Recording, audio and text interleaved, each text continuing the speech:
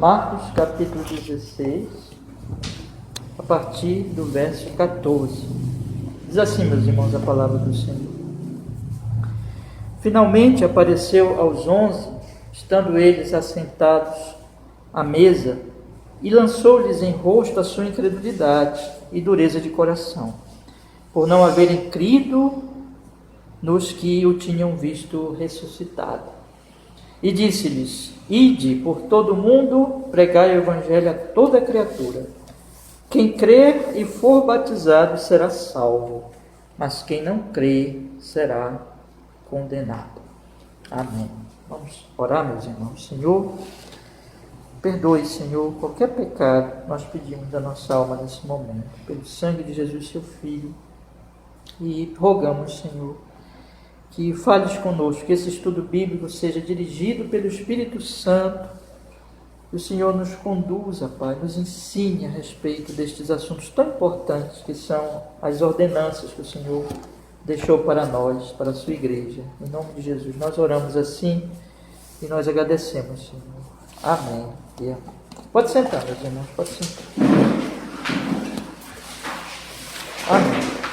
Meus irmãos, eu convido vocês a abrirem comigo a lição 26 do nosso Catecismo Ortodoxo.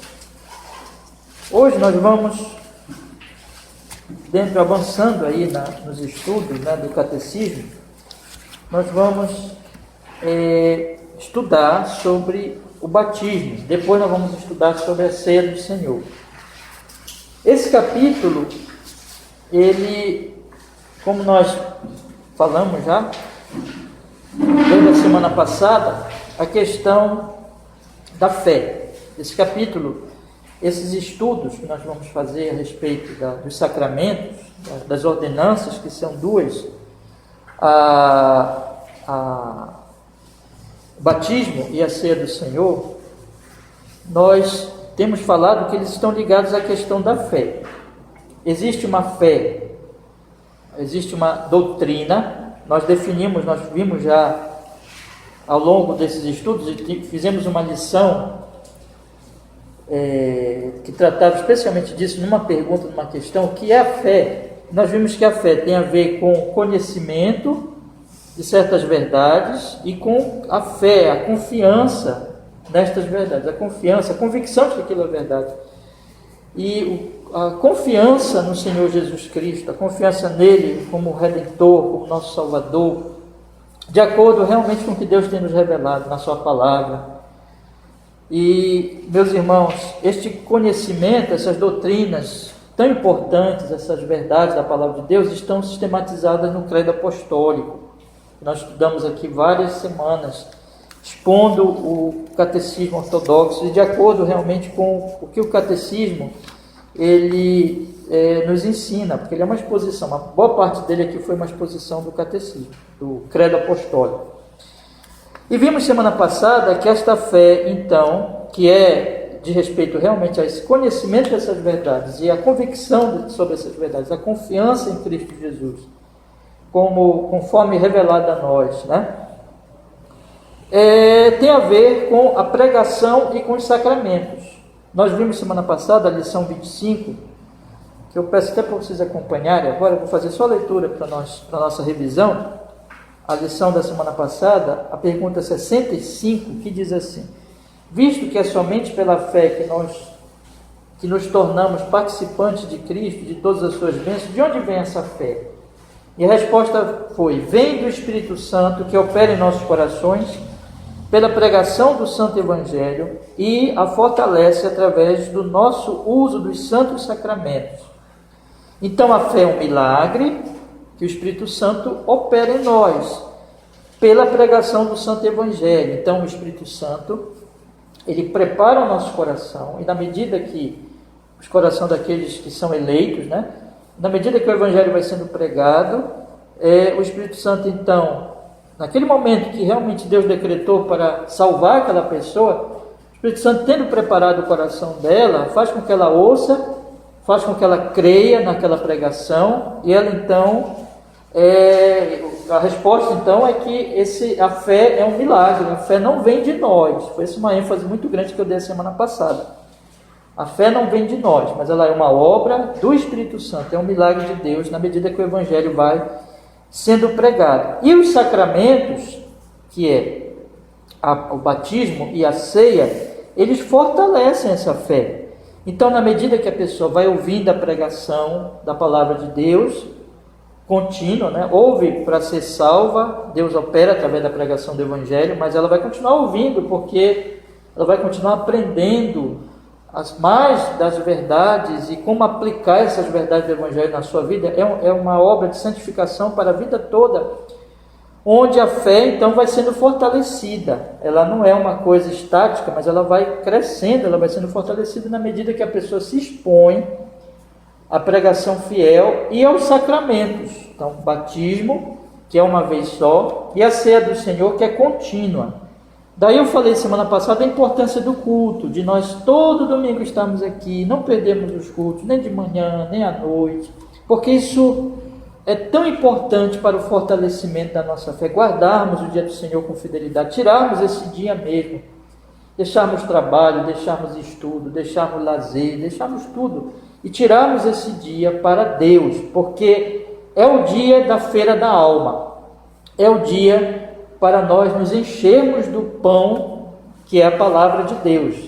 Então, veja a importância do culto e veja como, se nós nos afastamos do culto, nós estamos perdendo esse benefício. Eu coloquei ontem lá uma frase do pastor, que eu gosto muito dele, passou aqui conosco, foi missionário aqui entre nós, pastor Kenneth Whisky, e não está mais aqui, já voltou, saiu do Brasil já, mas as frases dele, as pregações dele sempre são tão preciosas, né?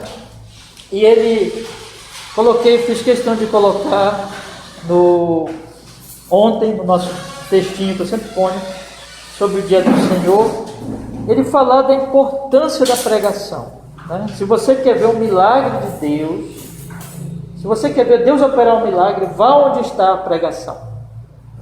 Então, aqui, meus irmãos, nesse momento simples, onde nós não vemos um espetáculo, né?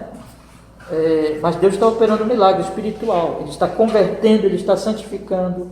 Então o pastor Kennedy Wilson coloca lá, e eu coloquei, se os irmãos não leram ainda, está lá no grupo, faça uma leitura lá, um textinho pequenininho, onde ele fala da obra do Espírito Santo sobre a pregação. É um trecho de uma pregação do pastor que eu extraí para colocar ali na publicação de ontem. Então, meus irmãos, a importância do culto, a importância do dia do Senhor, gostaria de, sempre ter enfatizado isso, mas gostaria de enfatizar mais uma vez a importância de nós guardarmos esse dia, porque é através da pregação que Deus converte, e é através da contínua exposição à pregação e aos sacramentos que Deus fortalece a nossa fé.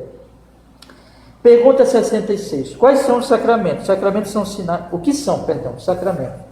Os sacramentos são sinais Os sacramentos são sinais e selos santos e visíveis. Eles foram instituídos por Deus para que, pelo uso deles, Ele pudesse mais claramente declarar e selar a promessa do Evangelho. E essa é a promessa do Evangelho de Deus: perdoar os nossos pecados e graciosamente nos dar a vida eterna, somente por causa do sacrifício único consumado por Cristo na cruz. Então ali, o Senhor está dando o sinal dessa obra bendita e garantindo. Os sacramentos são sinais, onde ali ele está apontando para a obra de Jesus, para a obra de Cristo, e garantindo para nós que ele aceita, que por meio de Jesus, os nossos pecados são graciosamente perdoados e nós somos herdeiros da vida eterna por causa do sacrifício de Cristo na cruz do Calvário. Então, veja a importância dos sacramentos. Os sacramentos são como dramatizações, podemos dizer assim, daquilo que aconteceu com Jesus. É uma pregação visível, porque nós pregamos Cristo, né? Aí os seus ouvidos ouvem sobre Cristo, e os sacramentos como que colocam ali diante dos seus olhos Cristo, simbolicamente, pelo pão, pelo vinho, pela água do batismo, né? Pelo mergulhar da pessoa na hora do batismo, e isso vai fortalecendo a nossa fé, e é uma garantia dada por Deus. Deus condescende conosco para nos dizer assim: olha, eu aceitei o sacrifício de Jesus, os pecados de vocês são perdoados no sacrifício de meu filho. Pergunta 67. Então, tanto a palavra como os sacramentos têm por objetivo direcionar nossa fé para o sacrifício de Jesus Cristo na cruz como único fundamento de nossa salvação? É isso, quer dizer que a palavra e os sacramentos apontam para Jesus, direcionam para Jesus como o único fundamento da nossa salvação? Resposta: exato, é isso mesmo, pois o Espírito nos ensina no Evangelho e nos garante pelos santos sacramentos que toda a nossa salvação se baseia no único sacrifício de Cristo por nós na cruz. Então, tanto a pregação contínua da palavra como os sacramentos, eles apontam para Jesus, o único Salvador. Pergunta 68. Quantos sacramentos Cristo instituiu no Novo Testamento? 2, o batismo e a ceia do Senhor. Então são só 2. A Igreja Católica Romana criou tantos outros ditos sacramentos, mas que não foram instituídos por Jesus. Jesus instituiu só 2. Mas isso é porque os homens gostam de criar as coisas, né? Mas as igrejas ditas evangélicas do nosso tempo também criaram muitos sacramentos. Você vê aí cerimônias e cerimônias. Esse dia mesmo eu estava andando assim, aí passou um carrinho de som bem do meu lado, dizendo assim: traga uma rosa, uma flor, nós vamos abençoar, e ela vai significar a obra de Jesus na cruz. Quando Jesus morreu na cruz, ele carregou todas as maldições. Então você traz uma flor, e nós vamos abençoar essa flor, e as maldições da sua casa vão cair todas sobre essa flor, e Deus vai tirar as maldições. Mas onde é que está isso na Bíblia, né? Então são cerimônias e cerimônias que as igrejas também hoje vão criando, mas que não têm instituição de Nosso Senhor Jesus Cristo. Só são 2 cerimônias, e que não são mágicas como essa coisa da flor, né? Elas são simbólicas. O pão continua o pão, o vinho continua o vinho, a água continua a água, mas são simbólicas e apontam realmente para o nosso Senhor e nosso Salvador Jesus Cristo. Mas hoje, meus irmãos, nós vamos começar a tratar dos sacramentos propriamente ditos. E hoje nós vamos falar do batismo. E na medida que nós vamos olhar para os sacramentos em si, nós vamos entendendo o símbolo, vamos entendendo aquilo que é simbólico e aquilo que é então significante, aquilo que significa, que aponta, que o símbolo ele está colocando a ênfase dele. E quando nós olhamos para o batismo, nós vamos ver que o batismo tem um significado. E essa lição nós vamos tratar hoje da questão do que é o batismo e sobre quem deve ser batizado. É uma lição grande, meus irmãos, é uma lição grande que eu acho um pouco difícil eu conseguir. Pela graça de Deus eu tenho conseguido dar uma lição por domingo, desde que nós iniciamos, né? Mas essa está difícil, né? Então nós vamos dar até onde for possível hoje. Vocês percebem como ela é grande? Ela vai aí dar, olha quantas páginas, né? Vai acabar lá, começa na página 48 e vai encerrar na página 52. Então são muitos, né? Então nós não vamos conseguir falar hoje. Eu acredito que 2 domingos, pelo menos, ou 3 domingos, nós vamos falar. Essa lição, ela trata especialmente de quem deve ser batizado. Há uma controvérsia entre os reformados de uma maneira geral e os grupos batistas sobre quem deve ser batizado. Os batistas vieram da reforma.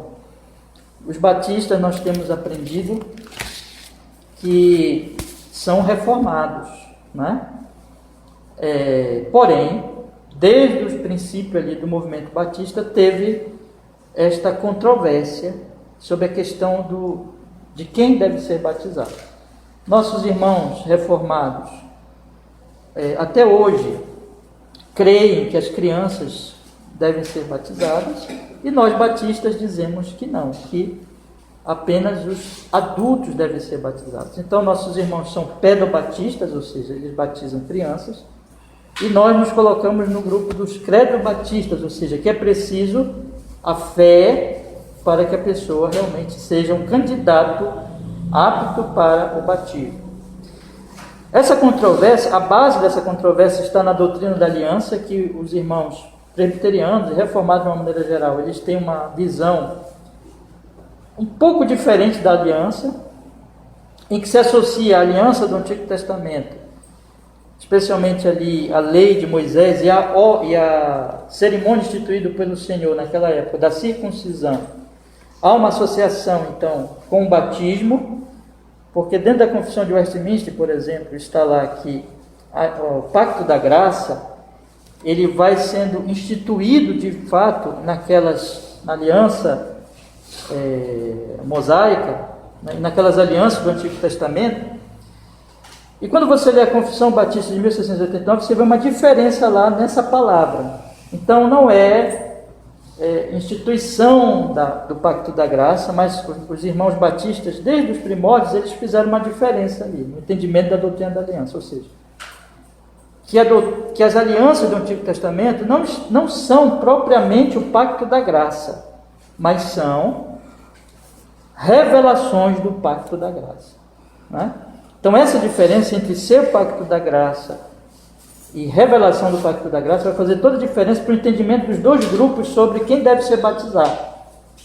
Então por que os presbiterianos batizam seus filhinhos? Porque eles acreditam, presbiterianos e reformados de uma maneira geral, porque eles acreditam que há uma vinculação com a questão da circuncisão, que aquelas criancinhas, então, vão fazer parte do Pacto da Graça, assim como os filhos da aliança no Antigo Testamento. Quando nascia um hebreu, quando nascia um judeu, então o que acontecia com eles ali? Eles eram circuncidados ao 8º dia, os meninos, né? Então, os nossos irmãos, eles fazem essa associação, e o entendimento batista sempre foi divergente disso desde o início, ou seja, de que aquele pacto antigo, que aquela aliança antiga, não é o Pacto da Graça. Era alguma coisa própria para o Antigo Testamento, para aquele período em que tinha uma nação, tinha uma terra, tinha um governo mesmo, né? E ali estava circunscrito a revelação divina àquela nação, e nem todos ali foram salvos, portanto nem todos ali participaram realmente do Pacto da Graça, mas que os que realmente participaram estavam olhando para Cristo, e que portanto estava esperando ainda a revelação, vamos dizer assim, a execução daquele pacto, já estavam conhecendo aquele pacto, porque aquelas alianças antigas revelavam o pacto, mas ainda não eram um pacto. Então há uma diferença entre o que acontecia lá com as crianças e o que acontece com as crianças aqui. Por que eles circuncidavam ali os filhos das pessoas que estavam no pacto? Porque aquele pacto era um pacto que diz respeito à terra e às bênçãos temporais que Deus estava dando para o povo de Israel naquele momento. Por isso, tinha a ver com este mundo e com esta vida, e com a herança terrena, ou seja, com a terra de Canaã e com a nação. Mas o Pacto da Graça, propriamente, que veio com Jesus, não tem a ver com terra, não tem a ver com as coisas desta vida, mas tem a ver com a bênção espiritual. Por isso que só se pode fazer parte, só faz parte propriamente do Pacto da Graça quem já tem a bênção espiritual, quem já tem o Espírito Santo, quem já tem a fé em Jesus. O entendimento, então, dos batistas desde o início é: nós não podemos batizar nossos filhinhos, por quê? Porque nós não sabemos se eles vão crer. Porque o Pacto da Graça, todos os que fazem parte do Pacto da Graça são crentes. Os nossos filhinhos ainda precisam ser evangelizados, e precisam ser doutrinados na palavra, e temos que orar por eles, e eles precisam chegar a crer, aí propriamente eles vão fazer parte do pacto. Mas eles não podem ser ainda batizados, porque há uma diferença. Lá podia ser circuncidado, porque lá o pacto não era espiritual, o pacto era temporal. Terra, leis, governo, Estado. Mas a igreja não é assim. A igreja não é um Estado, a igreja não é não tem uma terra, não tem um lugar lá, como era no antigo Israel, onde todo mundo ia morar lá, ia habitar lá, e aí circuncidar porque fazia parte daquele pacto temporal, terreno, material. Aqui é espiritual, portanto, só faz parte do pacto quem já creu em Jesus. Então nós não podemos batizar ainda nossas crianças até que elas se tornem adultas e compreendam, possam crer e, portanto, fazer parte de fato do pacto da graça e aí então serem batizados. Então vocês percebem que há essa divergência histórica entre os reformados, e quando eu falo reformados, eu incluo os batistas, meus irmãos, porque os batistas também são reformados, né? Então, entre os grupos batistas reformados e os outros grupos reformados pedobatistas. Então, teve essa divergência histórica desde o princípio, desde o início. E quando você estuda a confissão, as duas confissões, aí você vai ver uma divergência ali na questão das alianças. Então, o que eu vou apresentar hoje aos irmãos é, evidentemente, a nossa fé. Então, aqui é um catecismo batista reformado, né? Baseado no catecismo reformado pedobatista. Interessante isso. Mas os nossos irmãos batistas, eles não pegaram e disseram assim, não, aqui não são irmãos, nós não temos comunhão com eles. Não, eles se alinharam com aquela tradição reformada, mas aonde eles perceberam que houve falhas na visão deles, conforme as escrituras, aí eles foram, nos seus documentos, eles foram corrigindo essas falhas. E entre essas falhas está exatamente a questão do batismo. Historicamente, então, os batistas nunca batizaram crianças, como outros grupos reformados, né? E nós vamos ver então aqui a doutrina, e esse catecismo ele é muito interessante porque ele explica bem, né, a visão batista sobre o batismo. Nós vamos começar a ler então. Na página 48, sobre o batismo, a lição 26, nós temos a primeira pergunta. E antes de eu ler exatamente, eu queria citar para os irmãos o Marcos 16, ler com os irmãos Marcos 16, 15 e 16, foi o texto que eu li no início da nossa aula, que diz assim: E disse-lhes, ide por todo o mundo, pregai o evangelho a toda criatura. Quem crê e for batizado será salvo, mas quem não crê será condenado. Perceba, então, como é que os irmãos batistas entenderam desde o início. Porque, olha, você tem que pregar o evangelho, aí a pessoa, quando crê, ela, então, pode ser batizada. A ordem, a sequência é essa: pregar o evangelho, crer e ser batizado. São três coisas, né? São três verbos aqui que nós temos que observar. Verbo pregar, verbo crer. E aí entra então no ser batizado, em ali passar pelo batismo. Você tem que pregar, a pessoa tem que crer para que então seja batizado. Quem crê e for batizado será salvo, mas quem não crê será condenado. Todos os exemplos no Novo Testamento estão nessa forma. Eu queria que vocês estudassem, né?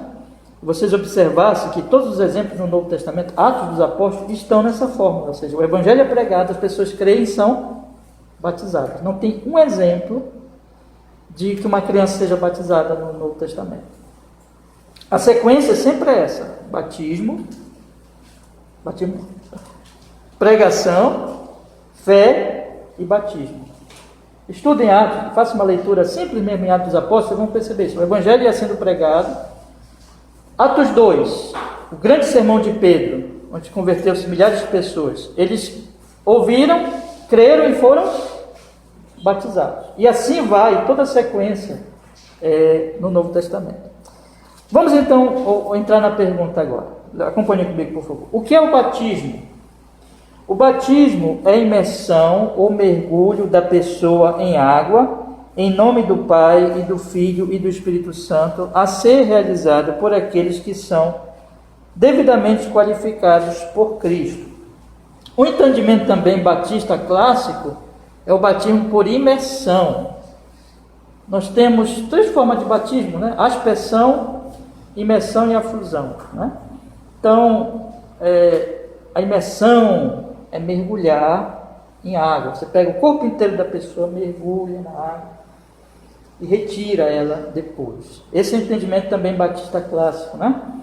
Que precisa ter essa forma realmente apropriada do batismo. O batismo e o catecismo então responde dentro dessa tradição batista bíblica, o batismo é a imersão ou mergulho da pessoa em água, em nome do Pai, do Filho e do Espírito Santo, a ser realizado por aqueles que são devidamente qualificados por Cristo. Então, você toma a pessoa, você mergulha a pessoa em água, e você, quando faz isso, você a batiza em nome do Pai, em nome da Trindade, em nome do Pai, do Filho e do Espírito Santo. E quem deve realizar isso? Por aqueles que são devidamente qualificados por Cristo, né? Vamos ver aqui os textos das Escrituras. Mateus 3,16. Leiam comigo, por favor. Mateus 3,16.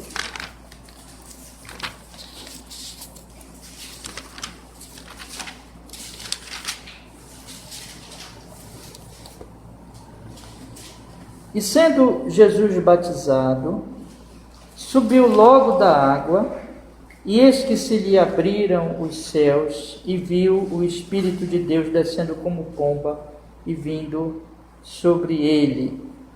E eis uma voz dos céus que dizia: Este é meu Filho amado, em quem me comprazo.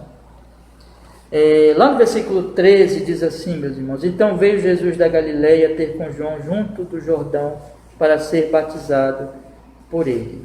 Nós entendemos que sempre tem muita água nos batismos, né? Para que realmente a pessoa seja mergulhada na água. E sendo Jesus batizado, subiu logo do céu, e eis que se lhe abriram os céus e viu o Espírito. Então o próprio Jesus deu o exemplo e foi batizado por alguém chamado por Deus para fazer aquela obra. Quem foi?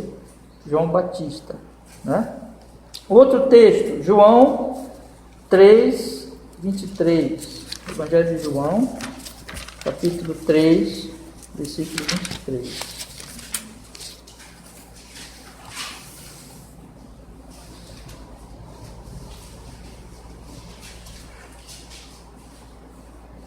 Ora, João batizava também em Enom, junto a Salim, porque havia ali muitas águas, e vinham ali e eram batizados. Vou ler de novo. Observe o detalhe das muitas águas. Por que João batizava naquele local, junto a Salim? Ora, João batizava também em Enom, junto a Salim, porque havia ali muitas águas, e vinham ali e eram batizados. Então tinha que ter muita água para que fosse batizado a pessoa. Então, porque tinha que mergulhar, né? Então a questão da muita água é muito significativo, é muito importante nós notarmos. Ele não usava um pouquinho de água, mas ele tinha que ter, para realmente a prática bíblica do batismo, tinha que ter muita água. Atos capítulo 8, versículo 38 e 39. Atos capítulo 8, versículo 38 e 39. E mandou parar o carro, e desceram ambos a água, tanto Filipe como o eunuco, e o batizou. E quando saíram da água, veja que muita água, né? Sempre muita água. Saíram da água, o Espírito do Senhor arrebatou Filipe, e não ouviu mais o eunuco, e jubiloso continuou o seu caminho. Romanos capítulo 6, versículo 4. Romanos capítulo 6, versículo 4. Romanos capítulo 6, versículo 4. De sorte que fomos, Romanos capítulo 6, versículo 4. De sorte que fomos sepultados com ele pelo batismo na morte, para que como Cristo foi ressuscitado dentre os mortos pela glória do Pai, assim ademos nós também novidade de vida. Então veja que todos os textos falam de rio, todos os textos falam de muita água. E aqui Paulo nos dá o significado do batismo. O batismo significa o quê? Sepultamento e ressurreição. Quando se sepulta alguém, o corpo todo dele é o que, irmãos? Sepultado. O corpo de Jesus foi sepultado. Depois, o corpo inteiro de Jesus saiu do sepulcro, ressuscitou. O batismo é esse símbolo. Por que tem que mergulhar? Porque você insere o corpo todo da pessoa na água, significando o quê? O sepultamento de Jesus. Esse é o entendimento nosso, né? Então, batismo, corpo todo ali, é simbolizado pelo sepultamento. Depois você retira aquela pessoa, significando o quê? Que ela foi ressuscitada dos mortos. O batismo por aspersão ou a fusão mesmo não consegue simbolizar isso. Por quê? Porque é pouquinho água. Então você tem que... Qual é a nossa compreensão? Você tem que mergulhar a pessoa para que ela seja realmente batizada, no significado de que ela está sendo sepultada e ela está ressuscitando, sepultada para o pecado e ressuscitando para a vida eterna em Cristo Jesus. Vamos ler de novo o que Paulo fala aqui no versículo 4. De sorte que fomos sepultados e com ele pelo batismo da morte, para que como Cristo foi ressuscitado entre os mortos pela glória do Pai, assim andemos nós também em novidade de vida. Fomos batizados em Jesus. Fomos batizados em Jesus. Fomos sepultados com ele pelo batismo da morte. Então, por isso que a resposta é, o que é o batismo? O batismo é imersão, não é nem aspersão, nem mesmo a fusão, mas imersão, ou mergulho da pessoa em água, em nome do Pai, do Filho e do Espírito Santo, a ser realizado por aqueles que são devidamente qualificados por Cristo. Quem deve batizar? Aqueles que estão qualificados por isso, chamados por Deus, instituídos ali, reconhecidos pela igreja. Por isso que nós normalmente dizemos, então, que deve ser o ministro do Evangelho, né? Normalmente, que deve fazer ministrar esse sacramento do batismo. Pergunta 70, meus irmãos. Quem são os sujeitos apropriados para esta ordenança? Aqui nós entramos então, veja, tanto na forma do batismo, como agora naqueles que são os sujeitos do batismo. Quem são os sujeitos apropriados para esta ordenança? Resposta: aqueles que realmente professam arrependimento para com Deus, a fé em nosso Senhor Jesus Cristo e a obediência a Ele. Aí vem, meus irmãos, então, que os sujeitos, aquelas pessoas que devem ser realmente batizadas, e vamos procurar mostrar isso agora nas Escrituras Sagradas, devem ser aqueles que professam o arrependimento para com Deus e a fé em nosso Senhor Jesus Cristo e a obediência a Ele. Profissão de fé, né? A profissão de fé, ela é muito importante para a igreja de Jesus, historicamente. Isso aí não tem divergência, irmãos, nos grupos reformados, mesmo Pedro Batista e mesmo Credo Batista, né? Vocês já entenderam a diferença entre Pedro Batista e Credo Batista, né? Pedro Batista são os que batizam as criancinhas e os Credo Batistas são os que batizam aqueles que professam a fé, aqueles que creem, né? Então, aqueles que realmente professam arrependimento, e tanto Pedro Batistas como Credo Batistas, eles valorizam muito a profissão de fé. Você professa a fé em Jesus? Você professa que você crê no Senhor Jesus Cristo, que você se arrependeu dos seus pecados? Você professa isso? Todas as igrejas reformadas estão fechadas nessa questão. É preciso ter uma profissão confiável de sua fé. É preciso que você realmente professe a fé, o arrependimento dos seus pecados, a fé no Senhor Jesus e a obediência a Ele. Evidentemente que junto com essa profissão de fé está a sua vida. Você professa e você vive. Todas as igrejas bíblicas, elas têm muito cuidado em receber como seus membros as pessoas, porque elas têm que ter vamos dizer assim, essas características. Elas têm tanto que professar uma fé em Jesus, arrependimento dos seus pecados e a obediência a Jesus, como elas têm que mostrar isso pela sua vida. É claro que ninguém é perfeito, e nós não estamos falando de perfeição, porque somos todos pecadores, mas que a pessoa demonstre na sua vida o fruto do Espírito Santo. Quando nós olhamos, estou expondo aqui João 15, nós fizemos uma exposição já do fruto, da videira, do galho. Como é que nós sabemos que nós somos galhos ligados à videira? Pelo fruto. Então a igreja, ela tem que observar. o fruto de respeito ao que a pessoa professa e que a pessoa, como a pessoa vive. Ela vive de acordo com a fé que ela professa, então essa pessoa deve ser recebida. Se não vive, se não professa, não deve ser recebida. Se professa, mas não vive, aquela profissão é falsa, também não deve ser recebida. Só que aí vai entrar um detalhe. Os batistas, então, eles vão dizer assim, bom, então, biblicamente, você pode batizar uma pessoa antes dela poder professar a fé? Todos os grupos reformados concordam, tem que professar a fé, para ser efetivamente recebido, né? Tem que professar. Agora, a diferença entre batista e pedobatista é, bom, os irmãos pedobatistas dizem assim, não, mas nós podemos batizar os filhos dos crentes. Os batistas dizem, não, nós temos que batizar os que professam. Qual a resposta a essa questão? A Bíblia. A Bíblia, a palavra de Deus vai dizer realmente quem são os sujeitos apropriados para o batismo. Temos já visto que, biblicamente, com base nas Escrituras, os batistas, né, defendem o batismo por imersão, e vamos observar agora que, biblicamente, os batistas também defendem o batismo, o credo-batismo, isto é, aqueles que podem professar a fé e aqueles que demonstram que a sua profissão ela é realmente genuína. A resposta, então, é aqueles que realmente professam o arrependimento para com Deus e a fé em nosso Senhor Jesus Cristo e a obediência a Ele. Vamos ver os dois textos, Atos 2,38. Atos 2,38.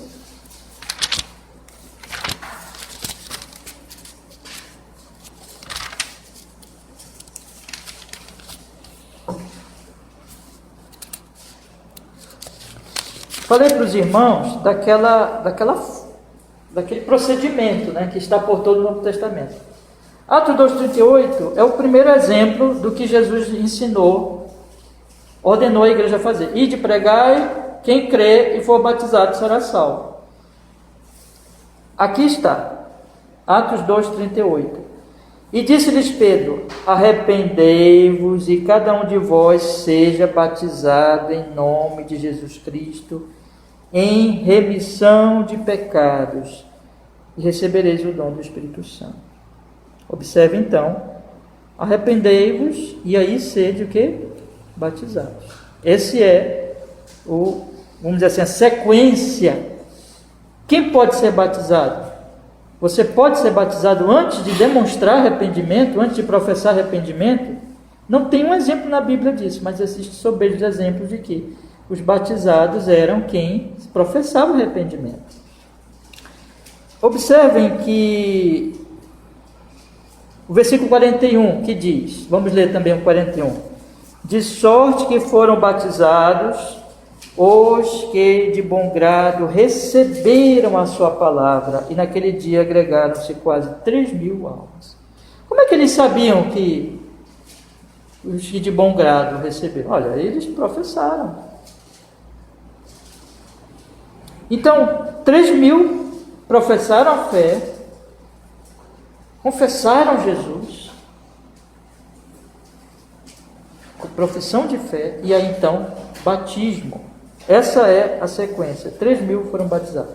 Vamos ver também Atos capítulo 8, versículo 36. Atos capítulo 8, versículo 36.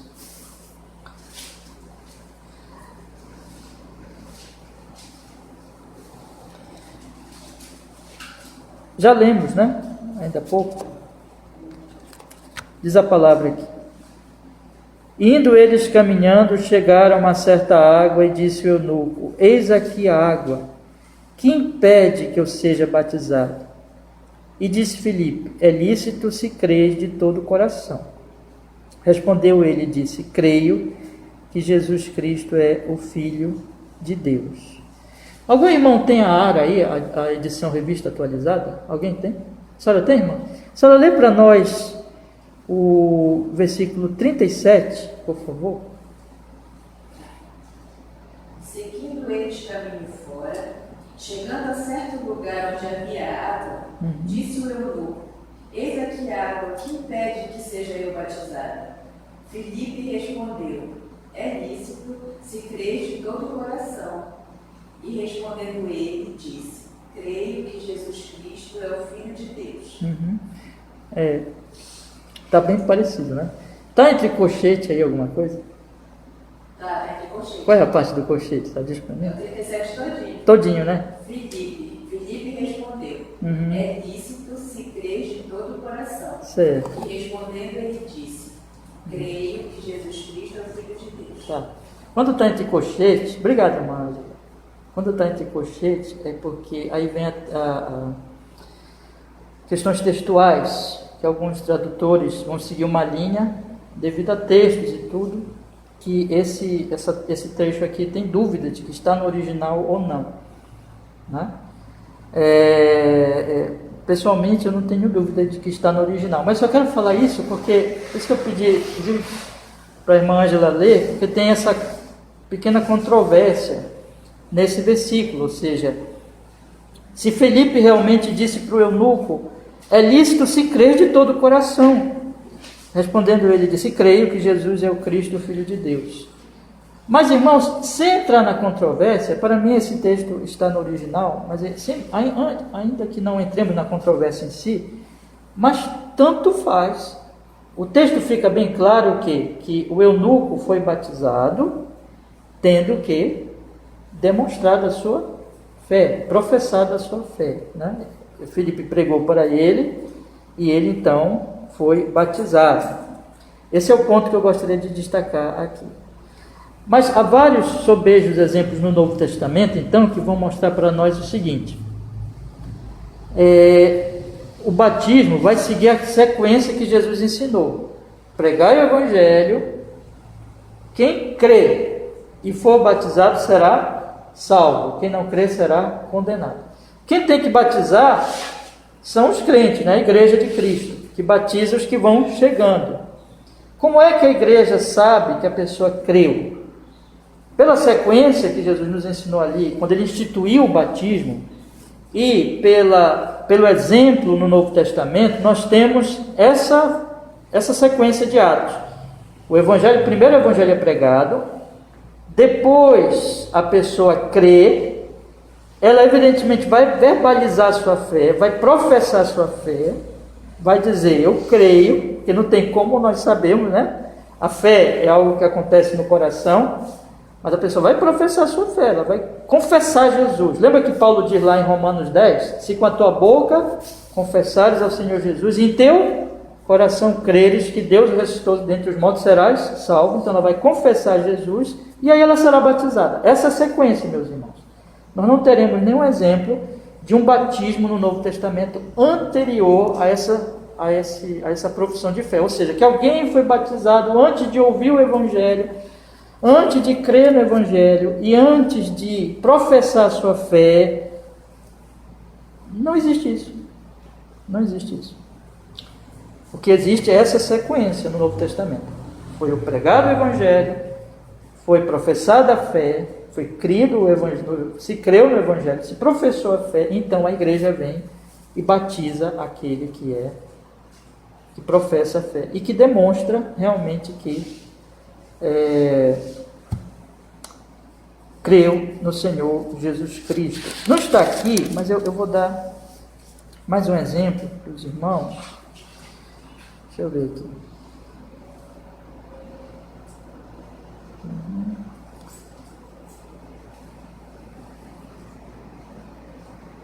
Vamos ler a conversão de Paulo? A gente dá mais um exemplo.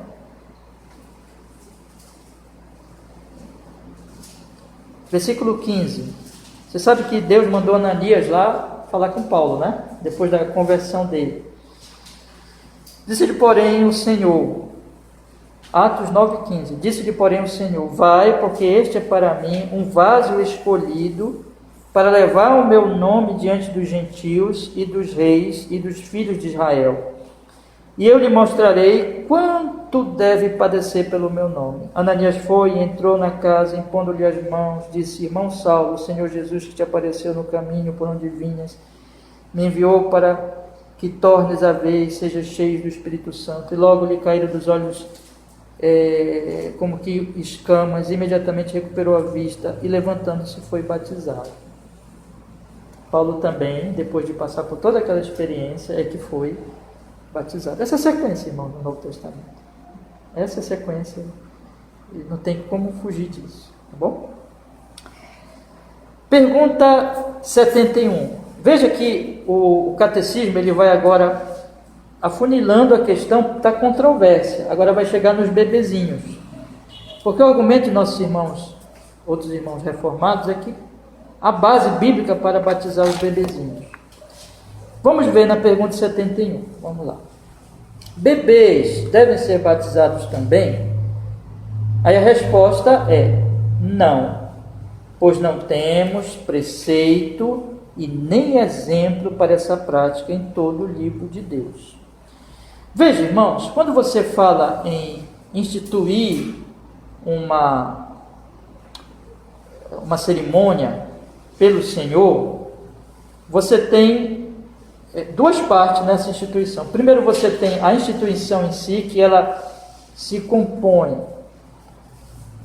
de uma ordenança, e junto com essa ordenança você tem a orientação sobre o que deve ser feito, e você tem exemplos nas Escrituras de que aquela orientação, aquela instituição foi obedecida, conforme foi ali ordenada e instituída. Quando você toma, por exemplo, a circuncisão, o próprio Deus instituiu, e ele disse, olha, tu vais ser circuncidado, no caso com Abraão, e os teus filhos. E Abraão imediatamente segue a instituição, ou seja, ele é circuncidado já adulto, né? Porque Deus instituiu já quando ele era adulto, mas ele vai circuncidar o seu filho, que ainda era uma criança. Então ali você tem a instituição e você tem o exemplo da instituição. É assim que nós devemos tomar qualquer cerimônia e abraçar uma cerimônia. Nós temos que olhar para essas duas coisas nas Escrituras: a instituição e o exemplo da instituição. A circuncisão, ela tem tanto a instituição como o exemplo apontam para você circuncidar as crianças.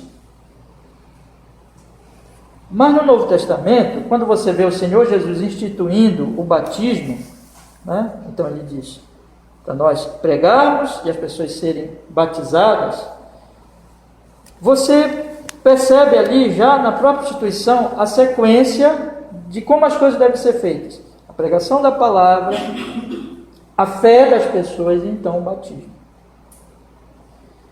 E quando você vai para o livro de Atos, que é o livro dos exemplos de como a instituição foi realmente estabelecida naqueles primeiros tempos, você vai ver que foi exatamente isso que aconteceu, isto é, pregação da palavra, a fé das pessoas, a profissão de fé delas, então o batismo. E é nesse aspecto que o catecismo responde à pergunta: bebês devem ser batizados também? Resposta: não, pois não temos nem exemplo para essa prática, não, pois não temos preceito e nem exemplo para esta prática em todo o livro de Deus. Não tem. Então, o que nós temos aqui é que os candidatos ao batismo são os adultos, são os que podem professar sua fé, são os que podem, então, ser batizados. Pergunta 72. As Escrituras, eu vou falar, irmão, mais 5 minutos a gente para, tá bom? As Escrituras proíbem o batismo de infantes? Resposta: sim, pois é suficiente que a palavra de Deus ordene o batismo de crentes, a menos que nos tornemos mais sábios do que está escrito. Nadab e Abiú não foram proibidos de oferecer fogo estranho, mas ao fazê-lo, provocaram a ira de Deus, porque eles foram ordenados a tomar o fogo do altar. Irmãos, eu vou só começar aqui, que o tempo já está encerrando, e esse é um assunto que eu queria detalhar um pouquinho mais. Mas eu quero ler aqui um trecho da nossa confissão, sobre a questão de como nós devemos fazer, agir, né, em toda a igreja. No capítulo 1,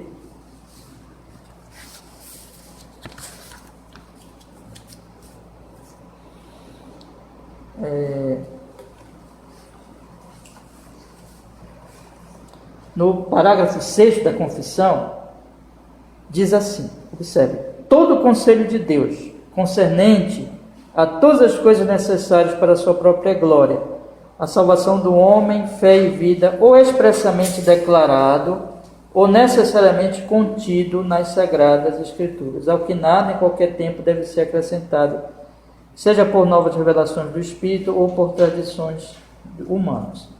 O que a confissão ensina aqui é o seguinte: que você, por exemplo, sobre essa questão do batismo, nós podemos ou não batizar criança, ou qualquer outra questão, você tem que ir para a Escritura e observar se está claramente declarado ali, ou se não está declarado, explícito, mas há princípios nas Escrituras que te conduzem àquela prática, que dão base àquela prática. Então, todo o conselho de Deus concernente a todas as coisas necessárias para a sua glória, a salvação do homem, fé e vida, ou expressamente declarado, ou necessariamente contido nas Sagradas Escrituras. Tem que ser ou declarado claramente, ou contido nela.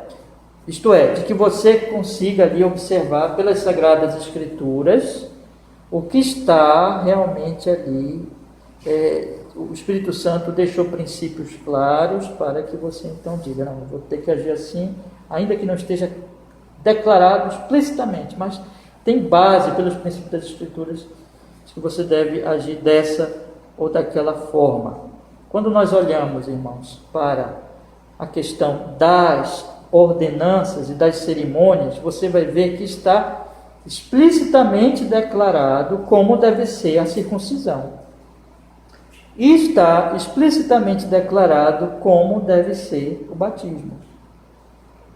Tendo por base dessa questão que está, ou como a confissão diz aqui, expressamente declarado, o autor aqui do catecismo, ele coloca assim: é suficiente que a palavra de Deus ordene o batismo dos crentes, a menos que nós nos tornemos mais sábios do que está escrito. Não há uma controvérsia aqui de fato, se deve ou não batizar os crentes. É declarado, é ordenado. A menos que nós nos tornemos mais sábios do que está escrito. Nadab e Abiú não foram proibidos de oferecer fogo estranho, mas ao fazê-lo provocaram a ira de Deus, porque eles foram ordenados a tomar fogo do altar. O que eu quero dizer é o seguinte aqui, a gente vai continuar semana que vem, vamos parar aqui, mas eu quero deixar vocês nesse ponto. Você pega a circuncisão, está claramente, mostra-se lá, que deve circuncidar as criancinhas. Você pega a inscrição do batismo, está claramente dito lá que você deve batizar nessa sequência. Então, você batiza os crentes. Você tem exemplos no Antigo Testamento de circuncisão de pequeninos, de criancinhas. Você tem exemplos no Antigo Testamento de batismo só de adultos e nenhum de criancinha. Então, é perigoso demais você dizer que isso aqui é uma inferência, você fazer uma inferência, você dizer que é por princípios que você está batizando os pequeninos, quando está bem claro nas Escrituras de que você deve batizar adultos. Não tem dúvida, na verdade, está claro. E outra coisa, ele cita aqui o exemplo de Nadab e Abiú. Nadab e Abiú não foram proibidos de oferecer fogo estranho, mas ao fazê-lo provocaram a ira de Deus. Ou seja, não está proibido na Bíblia, a Bíblia não diz assim, é pecado batizar os pequeninos, porque não precisa proibir isso, porque na instituição já está dito como deve ser feito. Assim como na instituição da circuncisão já estava dito como devia ser feito. Ele coloca aqui então a questão de Nadab e Abiú, porque eles, apesar de que eles não fizeram alguma coisa que estava proibida, mas eles não fizeram, e esse é o ponto, o que estava explicitamente ou claramente, o que, irmãos? Ordenado. Deus deu ordem para como o culto deveria ser, sobre a questão do fogo. E eles pegaram fogo estranho, não fizeram a ordem do Senhor, inventaram e pegaram fogo estranho e foram usar no culto, e foram mortos naquele momento, como uma demonstração de que Deus, Ele quer que nós façamos aquilo que Ele está o quê? Ordenando. Nós batistas, essa é a nossa fé, irmãos, e cremos que seja bíblica, dizemos: não há dúvida de que o batismo é para adultos. É tanto ordenado como demonstrado em soberbos exemplos por todo o ato dos apóstolos, e mesmo nas cartas apostólicas você vai ver a associação clara disso com o batismo de adultos. Então, não podemos fazer diferente disso. Semana que vem nós vamos continuar, tá bom? Vamos orar? Vamos pedir que o Senhor, Ele nos abençoe e nos fortaleça. Senhor, obrigado, porque nesta manhã nós pudemos, Senhor Jesus Cristo, estudar um pouco desse assunto tão precioso, tão importante, da Sua Santa Palavra, Senhor. Que o Espírito Santo nos conduza e nos dê graça, Senhor Deus Todo-Poderoso, para que nós possamos entender bem esse assunto controverso, historicamente controverso, para que possamos, Senhor, nos firmar nas Escrituras e assim, Senhor Jesus, honrar o Seu santo, o Seu maravilhoso nome, em Jesus Cristo. Nós oramos assim e nós agradecemos, ó Deus. Louvado seja o Teu nome, cada vez mais na nossa vida, em Jesus. Amém. E amém. Amém, meus irmãos. Irmão, vamos fazer a leitura da exposição de hoje à noite? Abra comigo a sua Bíblia.